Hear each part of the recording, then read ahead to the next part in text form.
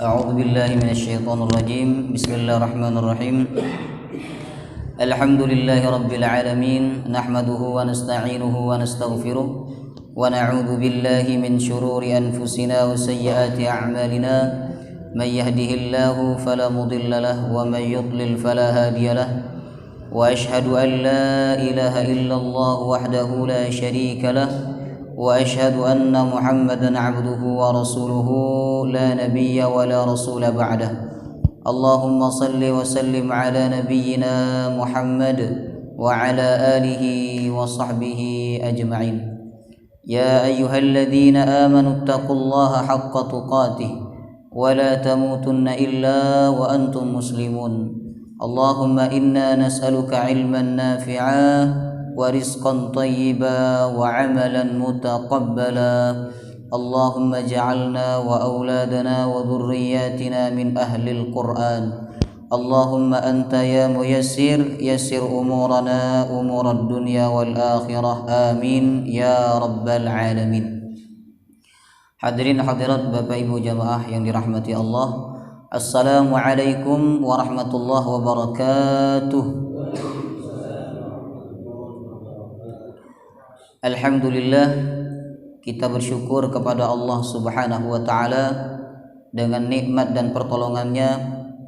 Malam hari ini kita bisa hadir kembali di tempat yang mulia dan di dalam majelis yang mulia untuk sama-sama membaca dan memahami kitab yang mulia, kitab yang kita harapkan syafaatnya kelak pada hari kiamat, yaitu kitab suci Al-Quranul Karim. Semoga kita semua mendapatkan keberkahan dan syafaat Al-Quran, amin ya rabbal alamin. Baik hadirin, kita akan lanjutkan kajian tafsir juz 30. Pekan kemarin kita sudah masuk tafsir surah Al-Ghasyiyah dan kita berhenti pada ayat yang keberapa kemarin terakhir? Yang 7 apa 8? Oh, beda mazhab. Oh ya, pintar. 7 masuk ke 8. Baik, malam hari ini kita masuk ayat 8 setelah sebelumnya kita bahas ayat 1 sampai 7. Seperti biasa Bapak Ibu, kita baca dulu surah Al-Ghasyiyah ayat 1 sampai ayat terakhir. A'udzu billahi minasy syaithanir rajim. Sama-sama. A'udzu billahi minasy syaithanir rajim. Bismillahirrahmanirrahim.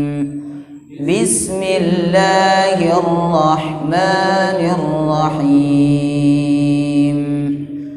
Hal ataka hadithul ghashiyah. Hal ataka hadithul ghashiyah. Wujuhun yawma idzin khashi'ah. Wujuhun yawma idzin khashi'ah. 'Amilatun nasibah. 'Amilatun nasibah. Tasla naran hamiyah. Tasla naran hamiyah. Tusqa min 'ainin aniyah. Tusqa min 'ainin aniyah. Laisa lahum ta'amun illa min dhari'. Laisa lahum ta'amun illa min dhari'. La yusminu wa la yughni min ju'. La yusminu wa la yughni min ju'. Wujuhun yawma idzin ناعمة وجوه يومئذ ناعمة لسعيها راضية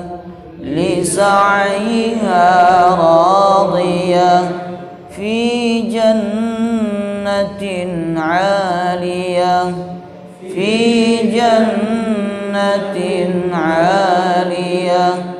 لا تسمع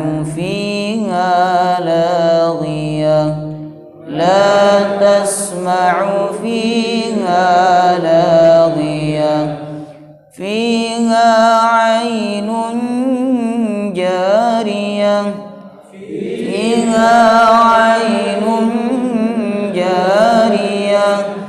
فيها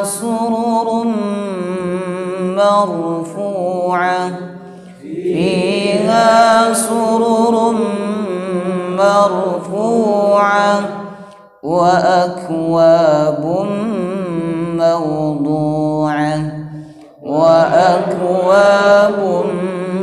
موضوعة ونمارق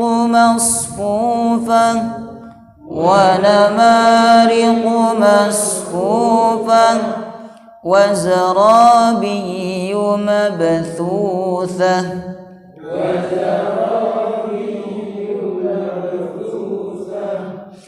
أفلا ينظرون إلى الإبل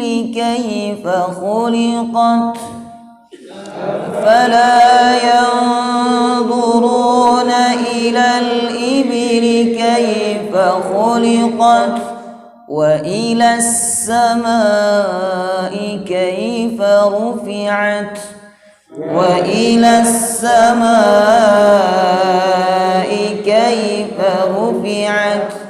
وإلى الجبال كيف نصبت وإلى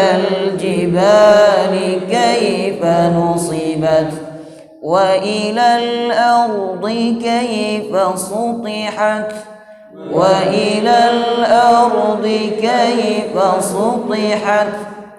Hati-hati huruf ta jangan dibaca ta. Kalau dibaca ta bunyinya tipis. Sutihat, suti itu berarti ta. Yang ini huruf ta, jadi cara bacanya tebal. Sutihat. Nah, wa ilal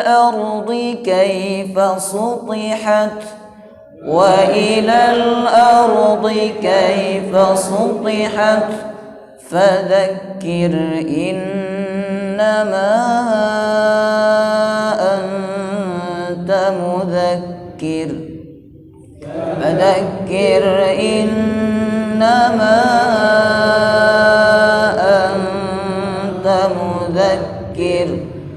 lasta alaihim bimusaytir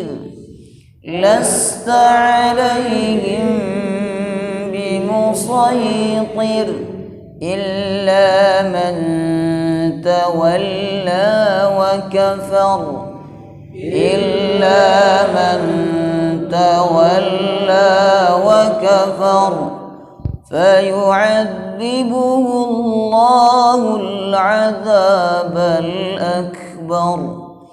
فيعذبه الله العذاب الأكبر إن إلينا إيابهم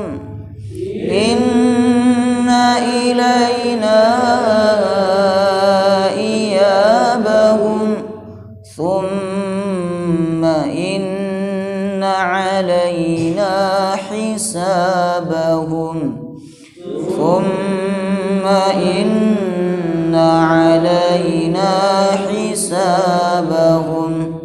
Baik.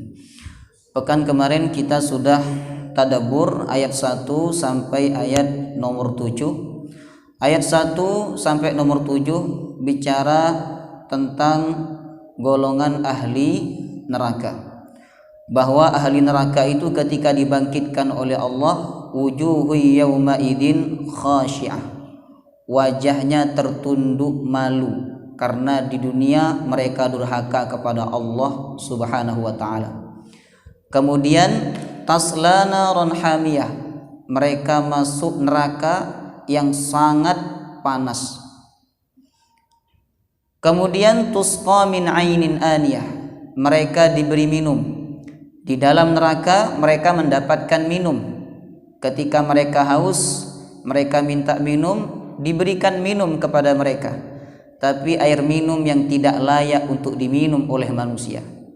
Min ainin aniyah, dari mata air aniyah yang sangat panas. Apabila air itu masuk ke dalam tubuh mereka, maka air itu akan memutus usus-usus mereka. Dan Bapak Ibu, air itu tidak menghilangkan dahaga, tidak menghilangkan haus. Walaupun diminum berulang kali, sudahlah panas, tidak menghilangkan haus. Jadi mereka di dalam neraka disiksa oleh Allah dengan haus. Kita saja Bapak Ibu, haus 1 jam saja sudah tidak kuat biasanya. 1 jam haus. Ini mereka haus di dalam neraka bukan 1 jam, bukan 1 hari, bukan 1 tahun, tapi khalidina fiha abada, selama-lamanya. Kemudian laisa lahum ta'amun illa min dhari', tidak ada makanan bagi mereka, yakni bagi penghuni neraka, kecuali min dhari', dari dhari'. Masih ingat maknanya dhari' apa? Pohon yang berduri, beracun dan busuk.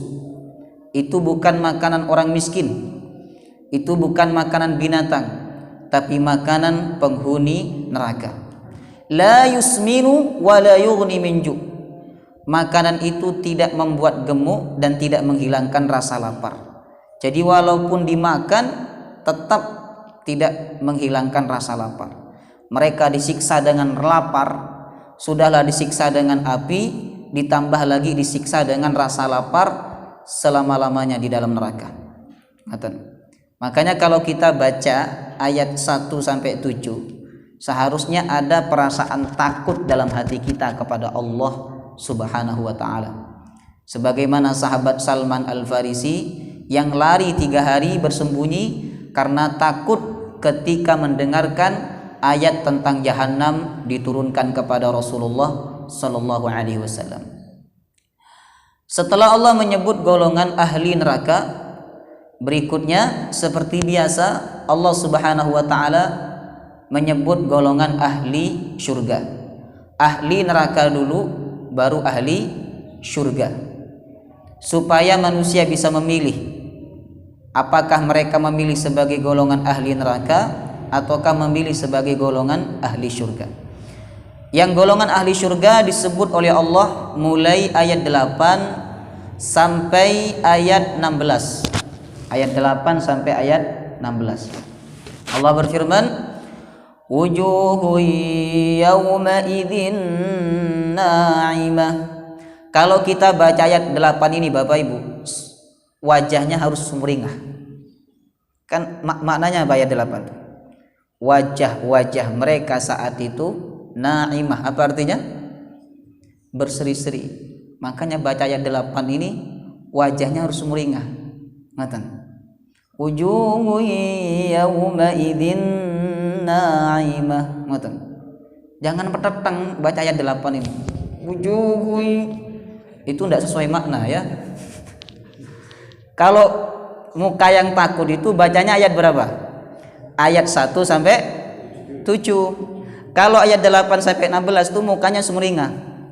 Nah, itu cara tadabbur Quran begitu. Ya toh? Kan saya pernah sampaikan di majelis ini, ada ulama salaf itu ketika dibacakan ayat-ayat tentang surga, ayat-ayat tentang buah di dalam surga, mereka ketika sholat itu seperti orang makan.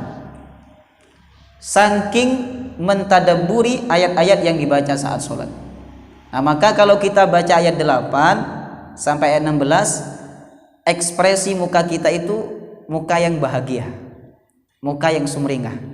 Nah, maka kajian ayat 8 sampai 16 ini jangan sampai ngantuan ya. Harus semangat ya, tersenyum. karena ini tentang wajah-wajah ahli syurga, dan insya Allah kita semua ahli syurga. Amin ya rabbal alamin. Allah berfirman, wujuhu yawma idzin na'imah. Wajah-wajah saat itu na'imah, berseri-seri.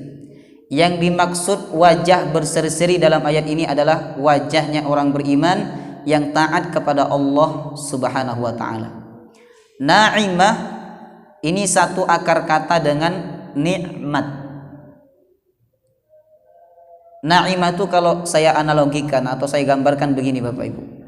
Seseorang yang bekerja keras, setelah dia bekerja keras lalu dia mendapatkan hasil yang memuaskan sehingga dia sumringah, senang, bahkan rasa capeknya itu tidak diingat lagi oleh dia karena hasilnya yang sangat memuaskan. Nah, itu namanya apa? Na'imah. Ini wajahnya orang beriman di akhirat. Dalam ayat lain Allah menggambarkan wajah orang beriman di akhirat itu wujuhu yauma idzin musfirah. Wajah mereka pada hari kiamat musfirah, bercahaya, berseri-seri. Dari mana cahaya itu? Min atharil wudu, dari bekas dia berwudu. Maka semakin banyak kita berwudu, semakin sering kita berwudu, maka muka kita akan semakin terang cahayanya pada hari kiamat. Oleh karena itu kalau berwudu usahakan sempurna. Nah, sempurna berwudu itu salah satunya adalah mengusap seluruh kepala. Jangan gini kalau wudu. Ya, itu nanti kayak kunang-kunang. yang bercahaya hanya 10 helai rambut, yang diusap saja. Tapi kalau kita berwudu, nah seluruhnya diusap, ya. Nah, kemudian ditarik lagi ke depan, langsung ke telinga, maka itu lebih sempurna dan kepala kita akan lebih banyak cahayanya. Tapi untuk wanita tidak perlu dia berwudu mengusap rambut sampai ke bawah gini. Nah, cukup sampai bagian kepala ya. Nah, ini misalnya rambut wanita itu dari sini sampai tengah sini. Tidak perlu diusap sampai bawah. Kan perintahnya wamsahu biruusikum, usaplah kepala. Kepala tuh batasnya sampai mana? Sini kan? Nah, diusap sampai sini aja. Nah, langsung ke telinga. Tapi kalau untuk laki-laki diusap langsung ke belakang, kemudian balik lagi ke depan. Baik. Jadi wajahnya orang beriman pada hari kiamat musfirah, bercahaya. Dhahikatun, dhahikah artinya tertawa, tersenyum. Mustabsyirah karena bahagia. Baik. Walaupun di dunia mungkin wajahnya orang beriman ini tidak sebahagia di akhirat. Di dunia mungkin dia banyak sedih, banyak menangis karena takut kepada Allah Subhanahu wa taala. Ditambah lagi banyaknya ujian yang Allah berikan kepada orang beriman. Jadi kalau kita bandingkan ujian Allah kepada orang beriman dan kepada orang yang tidak beriman, itu lebih banyak ujian kepada orang yang beriman. Pertama, ujian musibah. Ada jemaah tanya ke saya, Ustadz, saya ini sudah sholat, saya sudah puasa, saya sudah baca Quran, tapi kenapa ujian itu bertubi-tubi datang dalam hidup saya, Ustaz? Memang orang beriman dibuat oleh Allah Subhanahu wa taala banyak mendapatkan ujian di dunia. Kemudian diuji dengan ibadah oleh Allah, letih beribadah kepada Allah Subhanahu wa taala. Kemudian diuji oleh Allah untuk meninggalkan perbuatan maksiat.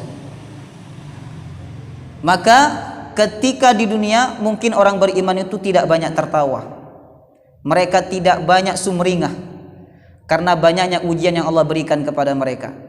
Tapi ketika meninggal dunia, lebih-lebih di akhirat, mereka wajahnya sangat sumringah, sangat bahagia, sebagaimana yang digambarkan oleh Allah dalam ayat nomor 8 ini. Wujuhu yauma idzin na'imah.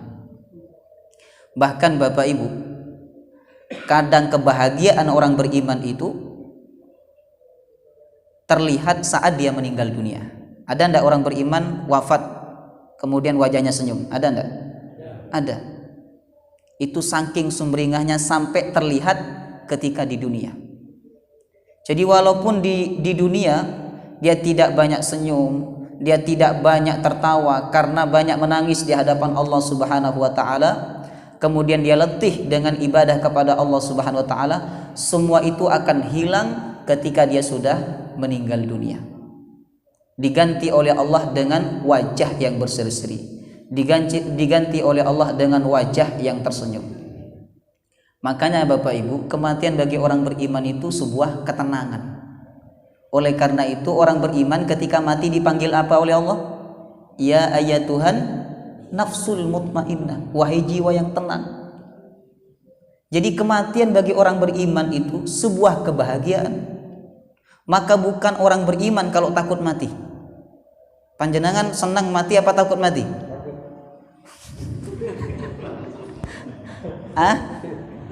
Langsung dijawab takut. Baik. Suka mati apa benci mati? Tidak dua-duanya. Baik. Rasulullah SAW bersabda, man ahabba liqa Allah ahabballahu liqa'ahu. Siapa yang suka bertemu dengan Allah, maka Allah suka bertemu dengan dia. Wa man kariha liqa Allah karihallahu liqa'ahu. Siapa yang tidak suka bertemu dengan Allah, artinya tidak suka mati, karihallahu liqa'ahu, maka Allah benci untuk bertemu dengan dia. Tinggal kita pilih, Allah ingin suka bertemu dengan kita ataukah benci bertemu dengan kita. Kalau kita ingin suka, kalau Allah ingin suka bertemu dengan kita, maka kita tidak boleh benci, tidak boleh takut kepada kematian. Oleh karena itu bagi orang beriman, kematian itu sebuah kebahagiaan, sebuah ketenangan, sebuah kesenangan. Maka para sahabat Nabi ketika disebut mati itu senang mereka. Mereka itu takut kalau disebut azab, Bapak Ibu. Seperti sahabat Salman Al-Farisi yang sudah kita ceritakan pekan kemarin, lari 3 hari karena turun ayat tentang neraka jahanam. Tapi kalau disebut mati, para sahabat itu senang karena dengan mati itu dia bertemu dengan Allah Subhanahu wa taala. Seperti putri Nabi namanya Fatimah radhiyallahu anha. Ketika turun surah An-Nasr, ayahnya Rasulullah SAW berkata kepada putrinya, wahai putriku, turunnya surah ini menunjukkan bahwa umur ayahmu ini sebentar lagi akan habis dan akan menghadap Allah. Fatimah saat itu menangis karena akan berpisah dengan abah yang tercinta, akan berpisah dengan abah yang mulia. Tapi kemudian Nabi berkata kepada Fatimah, membisikkan. Kata Nabi, kamu jangan menangis, karena di antara keluargaku yang pertama kali menyusul saya adalah kamu. Fatimah saat itu senyum. Senyum itu karena apa? Kenapa senyum? Iya, senang kenapa? Karena mati, Pak. Senang tuh karena dikabarkan sebentar lagi kamu mati, itu senang. Coba kita, senang apa takut kita? Kenapa orang takut mati? Karena merasa banyak dosa. Yang kedua, karena dia berat meninggalkan dunianya. Nah, sahabat tuh senang mati karena apa? Amal mereka banyak. Mereka sholat, mereka puasa, mereka baca Quran. Mereka tidak berbuat dosa. Kalaupun berbuat dosa, mereka bertaubat kepada Allah Subhanahu wa taala. Maka mereka senang dengan kematian itu, bertemu dengan Allah. Yang kedua, senang mati karena orang yang mati itu sebenarnya Bapak Ibu, mereka telah keluar dari penjara, ya toh? Bukankah Nabi bersabda dalam hadis riwayat Imam Muslim? Rasulullah SAW bersabda, "Ad-dunya sijnul mu'min wa jannatul kafir." Dunia adalah penjara bagi orang beriman. Kalau panjenengan ditakdirkan masuk penjara, pengen lama-lama apa pengen sebentar dalam penjara tuh? Kalau ditakdirkan masuk penjara, pengen lama-lama di dalam penjara apa pengen sebentar? Sebentar. Dicatat sama malaikat ini. Dunia ini penjara. Sebenarnya kalau kita tahu dan merasa dunia ini penjara, kita tidak mungkin minta umur panjang kepada Allah. Tidak mungkin kita minta umur panjang. Kita hanya minta kepada Allah umur yang berkah, taat kepada Allah Subhanahu wa taala. Lihat cara berfikirnya sahabat itu, luar biasa. Ngaten. Ketika mereka disebut mati, sumringah. Karena mereka akan keluar dari penjara dan akan bertemu dengan Allah Subhanahu wa taala. Ngaten. Oleh karena itu, wajah-wajah mereka ketika meninggal dunia, lebih-lebih di akhirat, na'imah, berseri-seri. Wujuhu yauma idzin na'imah. Wajah-wajah mereka pada hari kiamat na'imah, berseri-seri, senang. Li sa'yiha radiyah. Li sa'yiha radiyah. Puas karena amal soleh yang mereka lakukan di dunia. Jadi mereka puas beramal soleh di dunia itu, puas sebab dapat balasan atau ganjaran dari Allah Subhanahu wa taala yang sangat besar. Bagaimana mungkin orang beriman itu tidak puas di akhirat, Bapak Ibu? Karena yang ngasih balasan kepada orang beriman itu siapa? Allah. Allah itu kalau ngasih balasan tidak mungkin kecil, karena Allah Maha Kuasa, Allah Maha Kaya. Pasti balasannya besar. Inilah untungnya kalau kita kerja dengan Allah. Kalau panjenengan kerja gajinya besar, semangat enggak kerja panjenengan? Hah? Misal 1 bulan digaji 50 juta begitu. Kalau lembur jadi 100 juta. Ngoten. Semangat enggak kerja seperti itu? Semangat, Pak. Sakit tuh berangkat, ngoten. Sakit berangkat. Ngoten.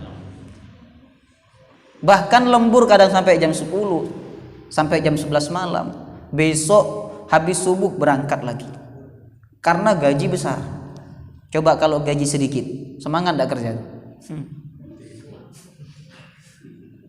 Gaji 1 bulan 1 juta atau 1 bulan 500 ribu, enggak semangat. Ngoten. Nah, kerja dengan Allah itu seharusnya kita semangat, Bapak Ibu. Karena apa? Gajinya besar. Gajinya besar. Semangat enggak ngaji ini? Semangat. Kenapa semangat? Gajinya besar. Sholat semangat enggak sholat? Semangat. Baca Quran? Semangat. Semangat baca Quran itu berapa lembar, Bapak Ibu? Hah? Apa 1 halaman dibilang semangat? Itu enggak semangat kalau 1 halaman tuh. Semangat tuh kalau suatu hari 1 juz itu baru semangat baca Quran. Kalau 1 hari 1 halaman shadaqallah, itu semangat di lisan saja, tapi di perbuatan tidak semangat itu. Maka kalau kita sadar kerja dengan Allah itu gajinya besar dan memuaskan, kita ibadah ini pasti semangat. Nah, sebagaimana di ayat nomor 9, li sa'yiha radiyah, bahwa orang beriman itu di akhirat mereka sangat puas dengan balasan amal ibadah yang mereka lakukan di dunia, sehingga wajahnya sumringah. Ngaten.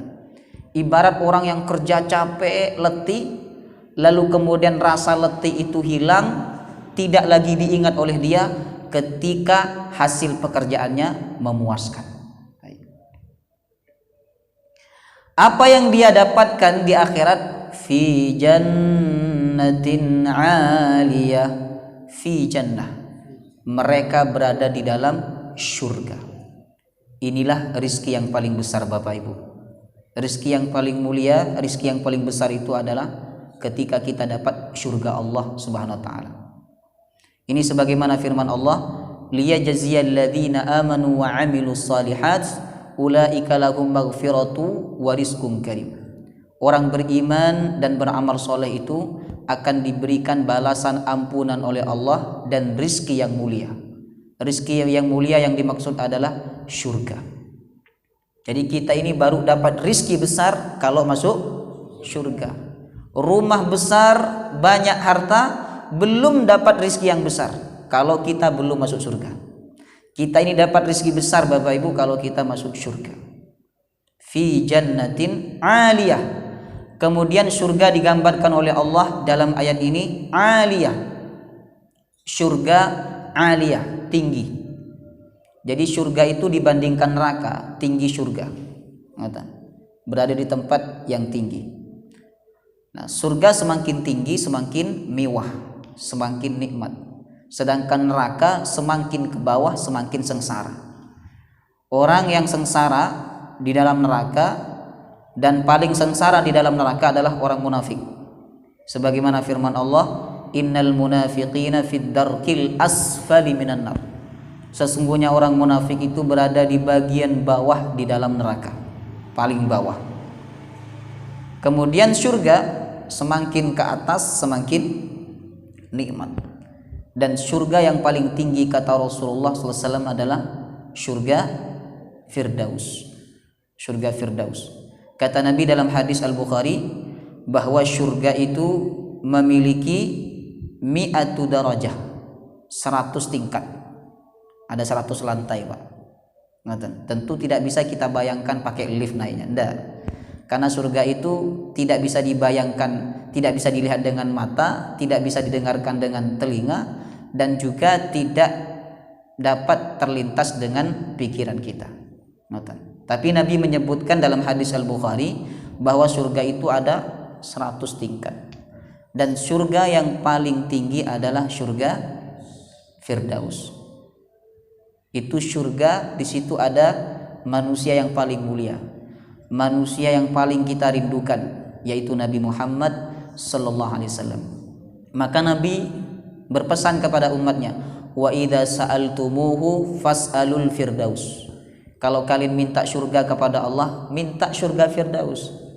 Jangan cuma minta masuk surga, tapi minta surga Firdaus. Itu surga yang paling nikmat. Karena di situ ada Nabi Muhammad sallallahu alaihi wasallam.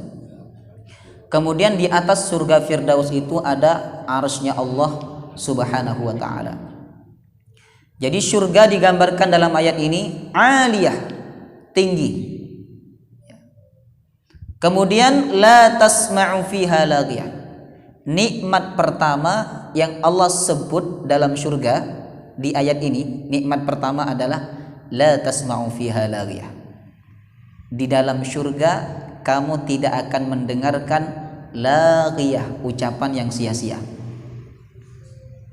Kalau kita tidak mendengarkan ucapan yang sia-sia, ucapan sia-sia itu adalah pertama, ucapan boleh tapi tidak ada faedahnya. 1 jam habis hanya untuk ngobrol yang tidak ada faedahnya, yang tidak ada maknanya, ketawa ketiwi.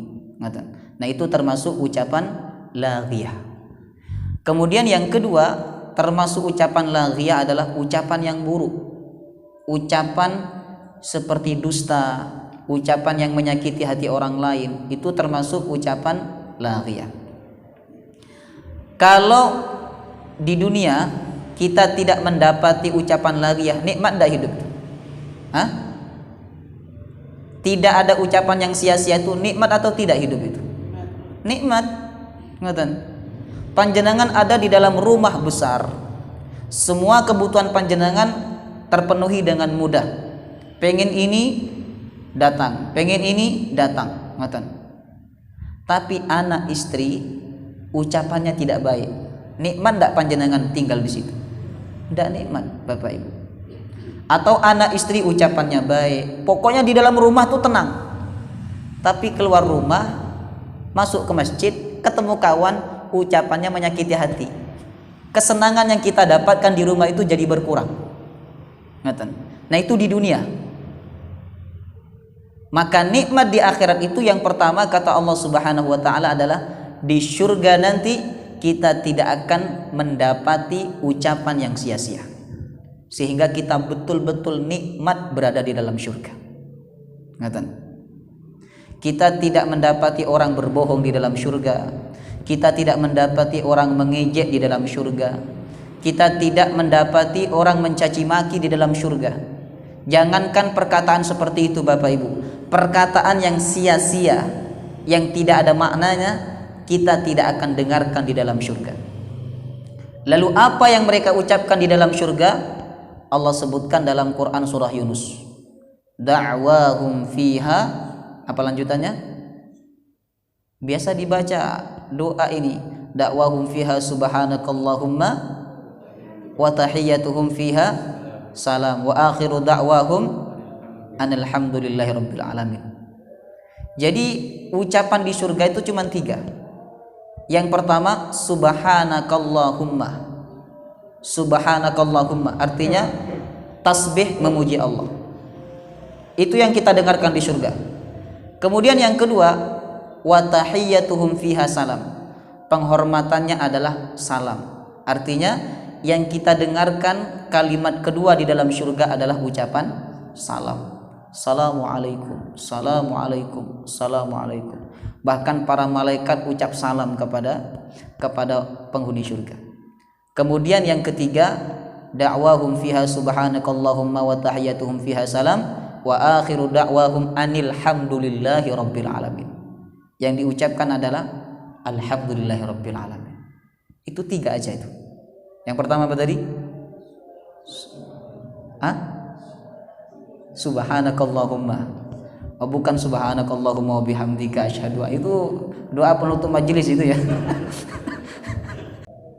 Ini sebagaimana firman Allah, la yasma'una fiha illa qilan salaman salama. Surah apa itu? Waqiah.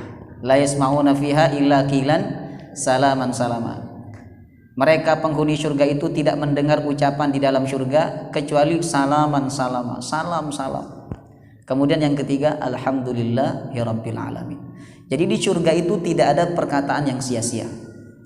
Maka salah satu ciri penghuni surga di dunia, dia tidak suka berkata yang sia-sia. Itu ciri penghuni surga. Nah, perkataan sia-sia itu boleh yang tidak ada maknanya. Yang kedua, sia-sia adalah perkataan yang jelek. Maka Nabi SAW bersabda, min husni islamil mar'i tarkuhu ma la ya'ni. Tanda iman seseorang itu baik adalah dia meninggalkan sesuatu yang sia-sia. Ngobrol dari jam sekian sampai jam sekian, bahas sesuatu yang sebenarnya tidak penting untuk dibahas. Obrolan kosong, obrolan sia-sia, ngaten. Nah, itu kalau ada orang beriman melakukan perbuatan semacam itu tanda imannya tidak baik. Kemudian Allah Subhanahu wa taala menyebutkan dalam Quran surah Al-Mu'minun bahwa amalan untuk menuju surga Firdaus itu salah satu amalannya adalah walladzina hum 'anil lagwi mu'ridun. Orang-orang yang suka meninggalkan lagwi. Lagwi itu perbuatan yang sia-sia atau ucapan yang sia-sia. Maka kalau kita ingin menjadi penghuni surga, salah satu amalan yang harus kita lakukan adalah kita membiasakan diri untuk tidak berucap kecuali yang baik-baik. Nabi bersabda, "Man kana yu'minu billahi wal yawmil akhir falyakul khairan aw liyasmut." Siapa yang beriman kepada Allah dan hari akhir, hendaklah dia ucap yang baik. Kalau dia tidak bisa berucap yang baik, diam. Baik. Jadi pilihannya 2, ucap yang baik atau diam. Karena di surga tidak ada perkataan atau ucapan yang sia-sia. La tasma'u fiha laghiyah. Kemudian nikmat yang kedua, fiha 'ainun jariyah. Di dalam surga terdapat mata air jariyah yang terus mengalir. Jadi tidak pernah putus airnya, Pak. Ayat ini menunjukkan bahwa air itu kebutuhan manusia dunia dan akhirat. Air itu kebutuhan manusia dunia akhirat. Di dalam surga kata Allah ada air, ada sungai jariyah yang terus mengalir. Ada 4 sungai atau 4 air yang Allah sebutkan dalam Quran. Yang pertama adalah ma'in ghairi asin, air yang tidak asin, berarti air tawar. Yang kedua labanin, air susu. Yang ketiga khamrin, air khamar, tapi khamar di akhirat itu tidak memabukkan. Ladzatin, lezat tapi tidak memabukkan. Ngoten. Karena di akhirat tidak ada orang mabuk ya. Di dunia banyak orang mabuk. Kemudian yang terakhir adalah asalin. Asalin, madu. 4 sungai itu. Tawar, apa lagi? Susu, khamar sama madu. Nanti masuk surga langsung tanya sama malaikat, mana khamar? Soalnya di dunia kita tidak minum khamar ya. Fiha 'ainun jariyah. Kemudian fiha sururum marfu'ah. Di dalam surga sururum marfu'ah terdapat dipan-dipan. Dipan tuh bahasa Jawanya apa? Bahasa Jawa tuh dipan. Dipan bahasa Jawa. Iya itulah. Marfu'ah yang ditinggikan, dipan-dipan yang ditinggikan. Jadi tinggi sendiri. Kalau kita naik ke dipan itu nanti tinggi sendiri. Ngatan, otomatis itu tinggi sendiri sehingga kita bisa melihat pemandangan yang ada di bawah. Ngatan, nikmat. Kalau kita punya rumah gede gitu, terus kamar inti ada di lantai 3 misalnya, terus di samping di kamar kita itu ada outdoor gitu ya, yang bisa dibuka. Baik. Nah, kemudian lihat view-nya yang sangat bagus, ada hijau-hijauan dan sebagainya. Itu nikmat kan? Nanti dipan-dipan di surga itu akan marfu'ah. Maka kalau ada anak perempuan dinamain marfu'ah. Marfu'ah itu artinya diangkat, ya. Itu nanti dipan-dipannya diangkat. Bersama siapa dia di atas dipan itu? Bersama siapa? Kalau Pak Mahfud nanti ada, amin ya, berada di atas dipan-dipan surga dan ditinggikan oleh Allah, bersama siapa? Pintar.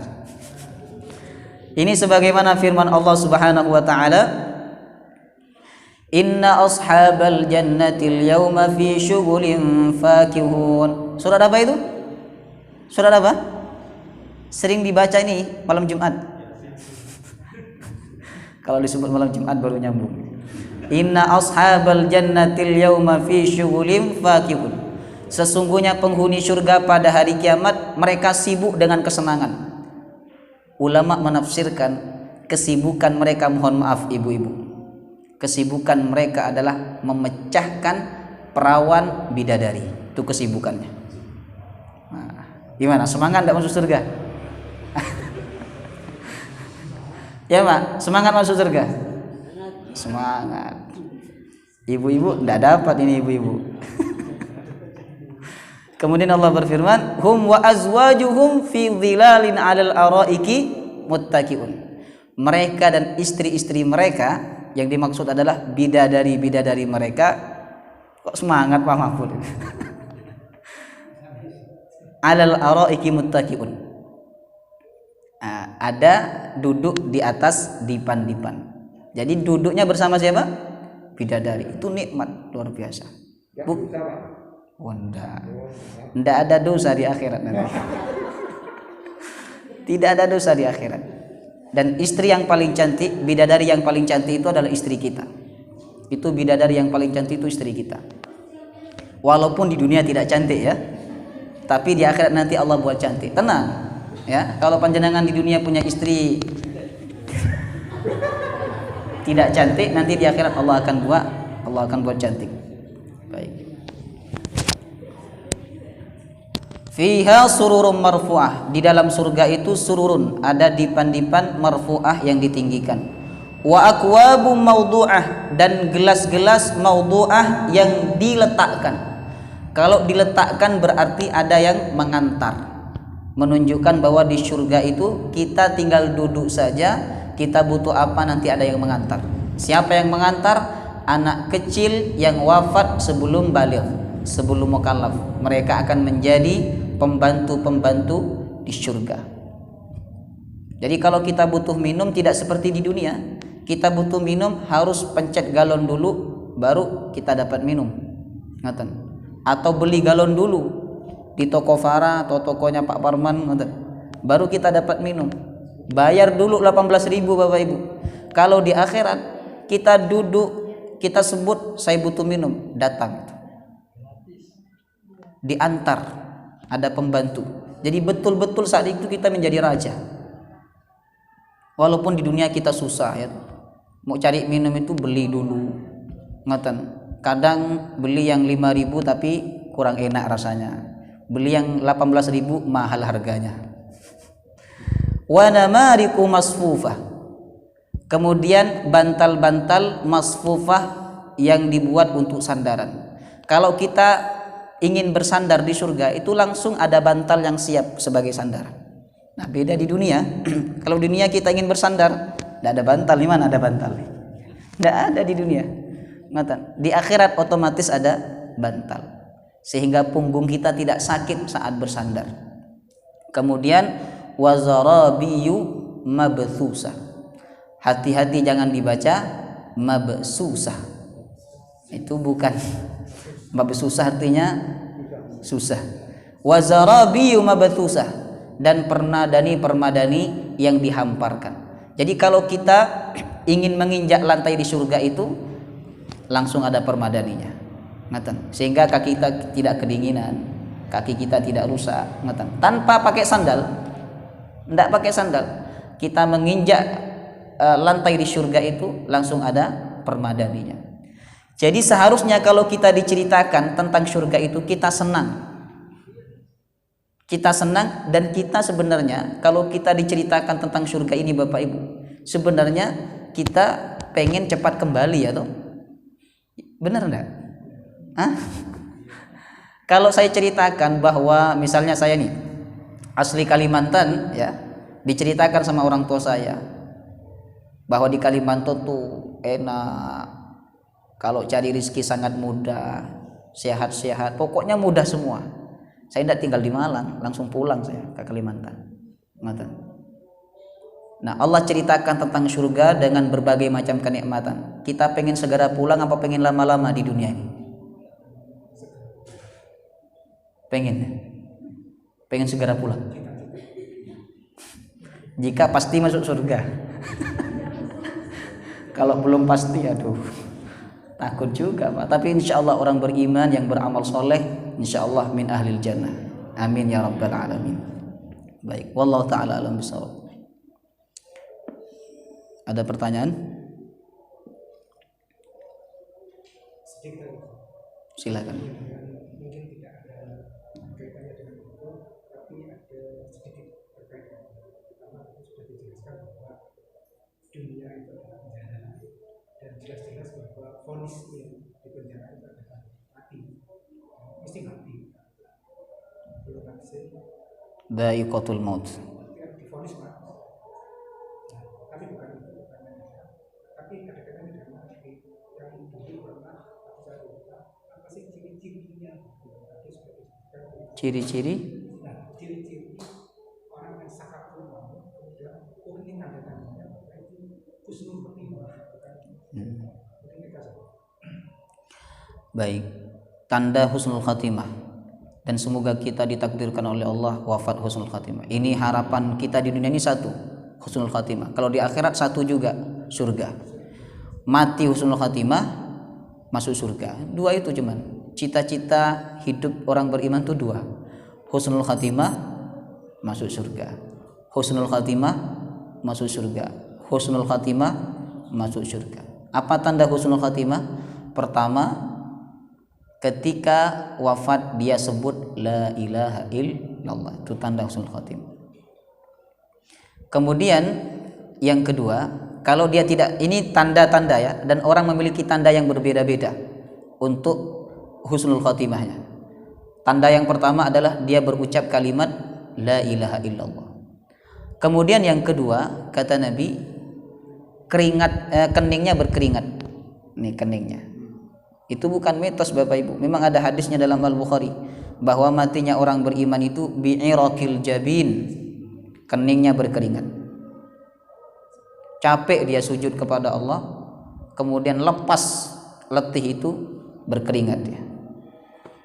Kemudian yang ketiga, wafat pada hari atau malam Jumat. Wafat malam atau hari Jumat. Itu tanda husnul khatimah. Bukan berarti yang tidak wafat malam atau hari Jumat itu tidak husnul khatimah. Bisa saja husnul khatimah tapi dengan tanda yang lain. Matan. Kemudian wafat dalam keadaan ridho dengan musibah yang membuat dia wafat. Contoh sakit ya, sakit lama tidak sembuh-sembuh, dia ridho lalu dia meninggal, itu husnul khatimah. Kemudian yang terakhir termasuk tanda husnul khatimah adalah ketika seseorang itu sebelum wafat rajin banget ibadah kepada Allah. Jauh sebelum wafat dia malas ibadah, bahkan tidak sholat. Tapi ketika 1 tahun sebelum wafat dia rajin banget ibadah kepada Allah, lalu dia meninggal dunia, itu husnul khatimah. Makanya harus senang kita kalau rajin beribadah itu. Jangan takut, waduh jangan-jangan saya mau mati. Dikasih rajin ibadah malah takut. Akhirnya tidak jadi ibadah. Justru rajin ibadah itu kita bahagia. Kalaulah kita mati saat itu, husnul khatimah. Yang kita takut tuh kalau kita tidak rajin ibadah. Kalau kita mati dalam keadaan seperti itu tanda su'ul khatimah. Na'udzubillahi min dzalik. Wallahu taala alam bisawab. Semoga bermanfaat. Kita tutup dengan pembacaan doa kafaratul majelis. Subhanakallahumma wa bihamdika asyhadu an la ilaha illa anta astaghfiruka wa atubu ilaik. Wassalamu alaikum warahmatullahi wabarakatuh.